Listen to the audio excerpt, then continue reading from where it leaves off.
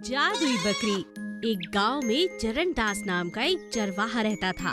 उसके पास बहुत सी गाय और बकरियां थी। गोपी नाम का एक छोटा सा लड़का उन बकरियों को रोज गांव से बाहर चराने के लिए ले जाता था। एक दिन गोपी सभी बकरियों को लेकर जा रहा था। तब उसने देखा कि एक बकरी चल नहीं पा रही है। अरे ये इस बकरी को क्या हो गया? ये चल क्यों नहीं पा रही? ओह, इसके पैर में चोट लगी है। आओ मैं तुम्हें मरहम लगा देता हूँ। शाम को गोपी ने चरणदास से बताया कि रानी के पैर में चोट लगी है। अरे ये रानी बड़ी हो गई है, ये तो दूध भी अच्छे से नहीं देती। इसका कुछ करना होगा। तुम जाओ, मैं देख लूँगा। अगले दिन भी रानी चल नहीं पा रही थी। उसका दर्द देखकर गोपी को बहुत दुख हुआ। गोपी दुखी होकर घर चला गया। क्या हुआ गोपी? आज बहुत उदास लग रहे हो बेटा। माँ, चरणदास की बकरियों में एक बकरी रानी है। उसके पैर में चोट लगी है। वो चल भी नहीं पा रही। वो रोज मेरे साथ चरने के लिए जाती है, पर वहाँ कुछ नहीं खाती, बस एक जगह बैठ जाती है। मुझे उसकी बहुत चिंता है माँ। क्या चरणदास उसका इलाज नहीं करवा रहा? नहीं। ठीक है बेटा, चिंता मत कर।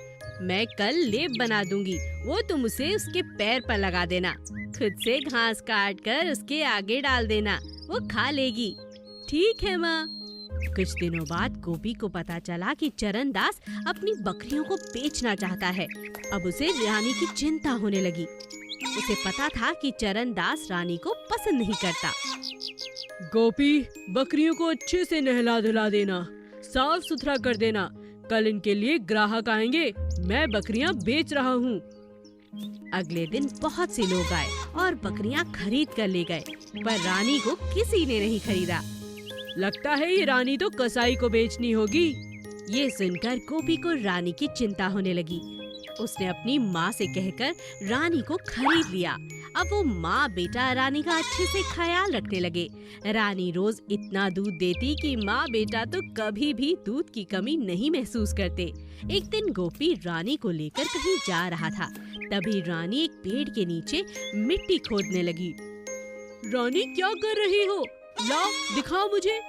तभी गोपी ने देखा कि पेड़ के नीचे से सोने के 5 सिक्के निकले हैं। सिक्के बेचकर अब माँ बेटा बहुत अमीर हो चुके थे। जब से रानी जो गोपी लेकर गया है उसके तो दिन ही फिर गए हैं। लगता है वो कोई मामूली नहीं जादुई बकरी थी। रात के समय चरणदास ने रानी को चुरा लिया और गांव से बाहर जाकर रानी से कहने लगा, तुम अगर जादुई बकरी हो तो मुझे भी सोने के सिक्के दो, वरना मैं तुम्हें कसाई को बेच दूंगा। रानी उसको एक और पेड़ के नीचे ले गई और वहाँ उसे एक सोने का हार मिला। वाह रानी, तुम तो सच में जादुई हो। तभी वहाँ राजा के सिपाही आए और उन्होंने चरणदास को पकड़ लिया। ये हार रानी का है, जरूर तुम ही ने चोरी किया होगा। चलो हमारे साथ। चरणदास को चोरी के इल्जाम में जेल हो गई और रानी गोपी के साथ वापस चली गई। बुराई करने वाले के साथ हमेशा बुरा होता है। जादुई दरवाजा। एक गांव में 2 दोस्त रहते थे। एक का नाम था कमल और दूसरे का विमल। कमल बहुत मेहनती और समझदार था, लेकिन विमल बहुत आलसी और कामचोर। एक दिन, विमल, मैं कल सुबह अपने खेतों के आलू बेचने के लिए शहर जाऊंगा। क्या तुम चलोगे मेरे साथ? हाँ चलूंगा, पर तुम मुझे बाजार से कचौरी खिलाना। हाँ हाँ, खिला दूंगा, तुम चलो तो। वो दोनों अगली सुबह शहर की ओर चल पड़ते हैं।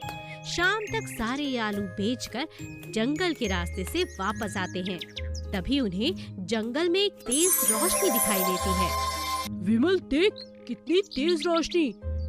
चलकर देखते हैं। ओहो, मुझे तो आलस आ रहा है, पर चलो तुम्हारे साथ चलता हूँ। दोनों रोशनी का पीछा करते हुए एक बड़े से बरगद के पेड़ पर पहुँचते हैं। पेड़ में से बहुत ज्यादा रोशनी आ रही थी। पेड़ के नीचे एक दरवाजा था। जैसे ही वो पेड़ के पास पहुँचते हैं, दरवाजा खुल जाता है। दोनों अंदर चले जाते हैं। अरे वाह, यहाँ तो बहुत सा सोना रखा है। ये जगह तो पहले कभी नहीं देखी। हाँ भाई, ये देख, यहाँ एक दादाजी बैठे हैं। नमस्ते दादाजी। आओ कमल और विमल, कैसे हो बच्चों? दादाजी, आपको हमारा नाम कैसे पता? मुझे बहुत प्यास लगी है, पहले मुझे थोड़ा पानी पिलाओ। हाँ दादाजी, मैं अभी लाया। कमल ने दादा को पानी पिलाया और विमल ने उनके पैर दबाने शुरू कर दिए। बेटा, तुम लोग बहुत अच्छे हो। ये लो मेरे बच्चों, ये पौधे ले लो। तुम्हारे सभी दुख दर्द दूर हो जाएंगे। हमें अपने जीवन में एक पेड़ कम से कम लगाना ही चाहिए। कमल और विमल दोनों पौधों को लेकर चल पड़े। कमल, तुमने देखा कि वहाँ कितना सारा धन होते हुए भी उस बूढ़े आदमी ने हमें बस एक पौधा दे दिया। अरे नहीं, ऐसा मत सोचो। जो भी उन्होंने दिया वही हमारा इनाम है। नहीं, मैं अभी वापस जाता हूँ और सोना लेकर आता हूँ। विमल वो पौधा वहीं फेंक पेड़ पर वापस चला गया, पर उसे अब वो दोबारा दरवाजा नहीं दिखा। उसे खाली हाथ वापस लौटना पड़ा। मगर कमल ने जाकर वो पौधा अपने आंगन में लगा दिया। कुछ ही महीनों में उस पौधे में से 100 अलग-अलग पौधे निकले।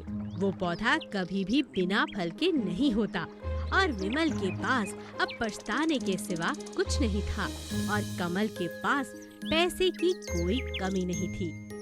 ज्यादा के लालच में थोड़ा भी छोड़ना मूर्खता है।